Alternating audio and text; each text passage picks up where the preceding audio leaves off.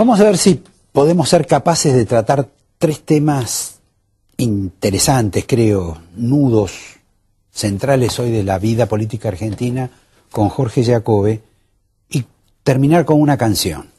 Si no, la canción no va a ir. El primero es la historia de la re-re. Hoy Cristina habló como que no va a la re-re, pero manda a hacer todo a favor de la re-re. ¿Qué es? ¿Qué no va a hacer? Ahora ellos están obligados, Roberto. ¿Por qué están obligados? Y porque no pueden dejar... Pero es el complejo del Pato Rengo que tiene ella de hace mucho tiempo. Ese cualquier asesor le diría... vos sabés que nosotros anunciamos ya en el 2011 que ella no iba a ser candidata.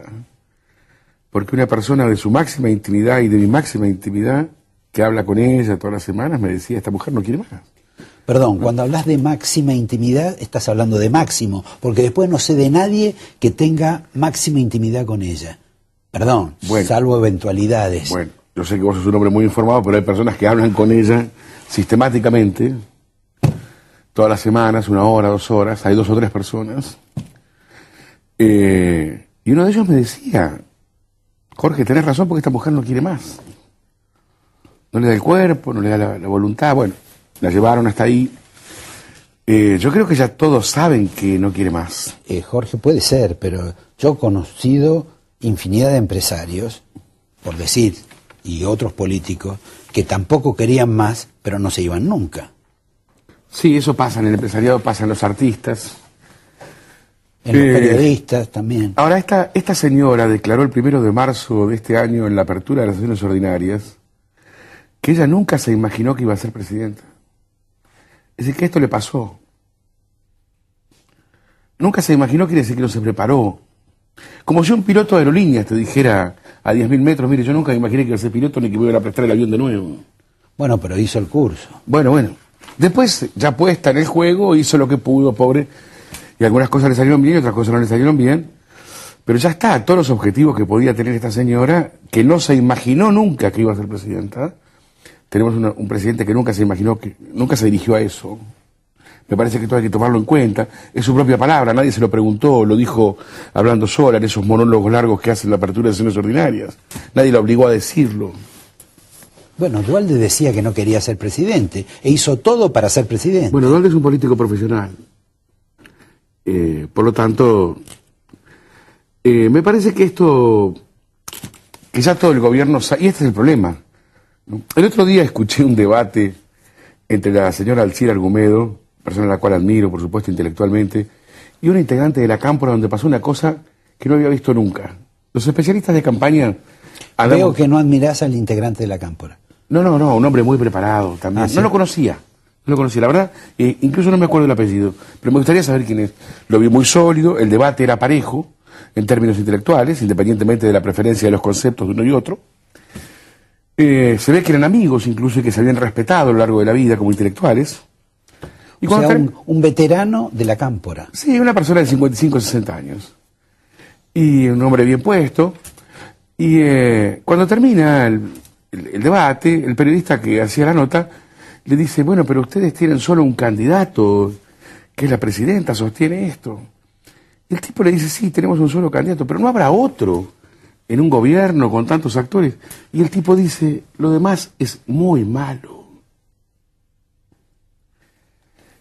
Y yo me quiero imaginar qué piensa un gobernador, un senador nacional, un diputado nacional, un ministro, que un muchacho de carta abierta, que no es peronista, dice públicamente que todo lo que rodea y apoya a la presidenta, entre lo cual está el Partido Justicialista, es muy malo como para suceder a la señora. Es decir, que es la señora o no es nada respetable. Yo creo que esta gente ha entrado en un círculo realmente casi demencial, te diría, de vanguardismo, de iluminismo. Acá hay 20 tipos que creen que han descubierto la pólvora. Bueno, a mí, por ejemplo, dentro de ese esquema, me sorprendió, digamos, por esa especie de desintegración que uno advierte dentro del gobierno, que haya cercanos a la presidenta, como algún joven estos del Buenos Aires que tienen complejos proletarios, como algunos han antecesores de él, iluminando justamente el proyecto de la señora Sala en Jujuy, que la verdad cada uno tiene su derecho para hacerlo, pero el problema es que ellos están con Fellner y que Fellner ha sido absolutamente funcional a ellos y ahora le quieren hacer la revolución al propio Fellner, que debe ser el gobernador más adicto a que ha tenido Cristina. Es una lástima porque Argentina es todo posibilidades hoy y en las próximas 2 o 3 décadas lo que viene para América del Sur es fantástico.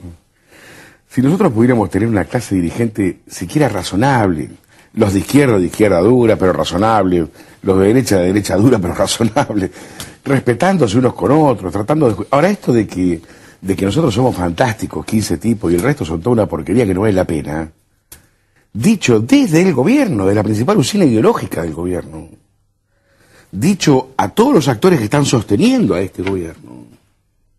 Yo creo que ni siquiera los opositores se animan a semejante cosa. Ningún opositor diría que todo el gobierno está lleno de tipos inservibles, porque además no es así. Pero perdón, ¿a vos no te parece que el manejo que hace la presidenta, el manejo interno que ella hace... Sí, alienta, eso sí. Estimula este fenómeno? Bueno, pero ella nunca se imaginó que iba a ser presidenta. Ella le pasó esto, Roberto. Lo dice ella, no lo digo yo. Escúchenla, 1 de marzo, a partir de su seminario. Nunca me imaginé que iba a ser presidenta y mucho menos que iba a ser reelecta. Textual. Con el 54%. Sí. Textual, dice. No escuchamos. Cualquier persona que se pone a escuchar a esta mujer... O sea que lo que vos decís que hay una falla de conducción en ella. Pero absolutamente no hay conducción. No hay conducción. Y por eso se desordenó esto. Por eso hay una diferencia tan grande entre el periodo Néstor y el periodo Cristina.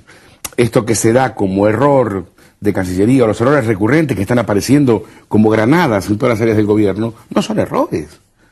Esto es falta de conducción, no hay con quién hablar, ni a quién preguntarle, y hacer preguntas es peligroso, y todos están peleados, y nadie se habla con nadie, esta es la situación. Estimulado por ella. Una mujer que la convencieron de que es diosa, porque todos los días te lo dicen, sos maravillosa, sos una diosa, sos maravillosa, sos una diosa, el 104 días te lo termina creciendo. Bueno, si te vota aparte el 54%... El marido no le decía que era maravillosa ni que era una diosa. Se lo dicen cuando el marido no está. Bueno, se lo empiezan a decir, se lo empiezan a decir, se lo empiezan a decir. Bueno, finalmente se lo cree y después bajala. ¿Qué sé yo? Ahora es una diosa. Esto quiere decir, hay como una especie de dicho popular que decían que detrás de un hombre triunfador siempre había una mujer muy fuerte atrás de él. Esto es como al revés.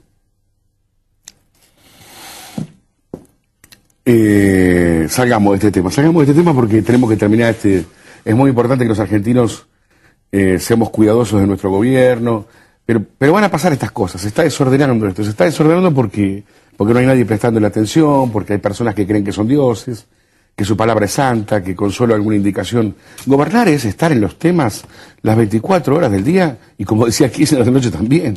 Pero convengamos que Cristina dejó la ropa, dejó las gasas frías, dejó los rollers, dejó del ejercicio físico, se dedica completamente a esto y quizá el fin de semana se quedará en batón y chancleta y se vendrá depresiva. Pero durante la jornada se la dedica mucho más de la que se le dedicaba antes. Yo tengo mis dudas.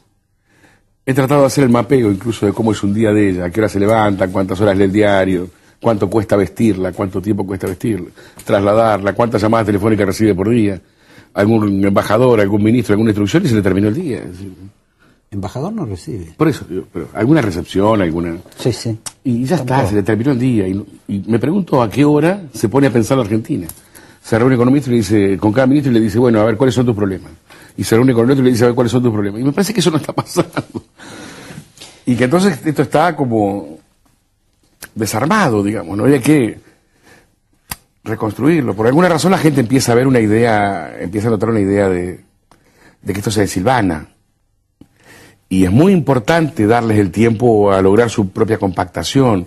Nosotros necesitamos, la Argentina necesita un gobierno que tramite en estado de dignidad, digamos, ¿no? Vos has dicho que en la Argentina hay miedo. En el gobierno hay miedo, sí. ¿En el gobierno y en la Argentina? Sí, en Argentina hay miedo y en el gobierno hay miedo, sí. Ahora, ¿cuál es la razón? Y te hago la pregunta, y como hacen en la televisión, te reservo para después la respuesta, por la cual la gente tiene más miedo ahora que el que tenía antes cuando corría peligro físico. Y ahora simplemente el miedo es un miedo, si querés, burgués, de que le toquen el bolsillo. Qué buena pregunta. En un minuto, él se las va a contestar.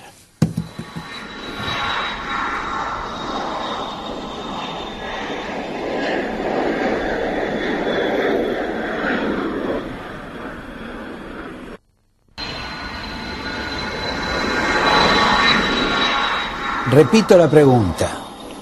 ¿Por qué él dice que esta sociedad tiene miedo? Y yo, digamos, repregunto, ¿por qué parte de esa sociedad que tiene miedo, tiene más miedo de repente hoy que el que tenía en otras décadas donde corría peligros físicos? Hoy por una cuestión de que le toquen el bolsillo, 4 cachafaces le roben la plata. Hay muchas razones. Una es que hacía mucho tiempo que en la Argentina no había miedo. Y entonces le perdimos. Dice la psicología que nadie teme lo conocido. Es como que durante algunos años, 10, 12, 15, se desconoció el miedo. Hubo otros problemas, pero no miedo. Y esto es incertidumbre. También es cierto que cuando no hay miedos graves, la representación de la inseguridad económica suele ser el motivo principal de miedo. El depósito del miedo. Parecería que la seguridad económica libera de riesgos cuando en realidad no es así. Pero me parece que la representación más clara es lo que pasó en el tsunami de Japón. 3 días antes del tsunami de Japón, muchos animales, entre ellos los elefantes, se fueron al medio de la isla. Y el día del tsunami, los turistas fotografiaban la ola de 16 metros con la cámara en la playa con sus hijos al lado. Es decir, algunos se dan cuenta, se llama hilos invisibles en psicología, formas de comprensión de la realidad que no tienen una explicación estricta, intuición, si vos querés. No es racional. No, no es racional, no se puede explicar por vía de la razón.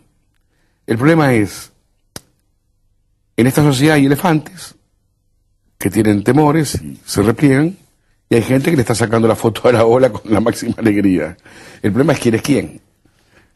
Bueno, no sabemos, no lo sé, ni siquiera yo mismo sé en qué grupo me tengo que incluir. Y lo que es cierto, que del miedo se sabe tan poco que en literatura casi nadie ha escrito sobre el miedo. Es un buen amigo el miedo, si uno lo puede tratar de igual a igual.